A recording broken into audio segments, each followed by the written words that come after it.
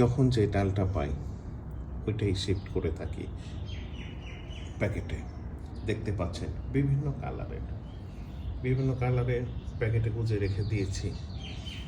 দেখেন যেটা যখন পেয়েছি সেইটাই প্যাকেটে রেখেছি। এই যে নতুন কিছু প্যাকেটে হয়েছি, এর ভেতর কিছু বাঁচবে অথবা কিছু থাকবে, আবার ওর ভিতর কিছু গুজে দিব।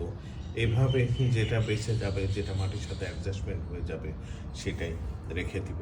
এইভাবে বহু প্রজাতির গাছ, যেটা ইনডোর প্লান্ট এইগুলো শুধু অল্প আলো ছায়াতে এগুলো বাঁচতে পারবে এবং দেখতেও সুন্দর লাগবে আপনার ঘর, বাসার আঙ্গিনা।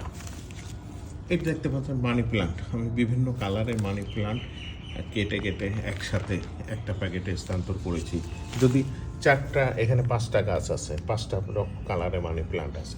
যদি একসাথে সবগুলাই যদি একসাথে হয়ে থাকে তাহলে দেখতেও সুন্দর লাগবে এবং অনেক সুন্দর হবে।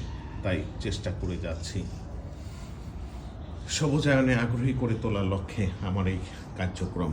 আশা রাখি আপনারা আমার পাশে থাকবেন, সবুজ ছাদ বাগান সোসাইটির পাশে থাকবেন, সেই প্রত্যাশা রাখি। ধন্যবাদ। সবাই সুস্থ থাকবেন, ভালো থাকবেন।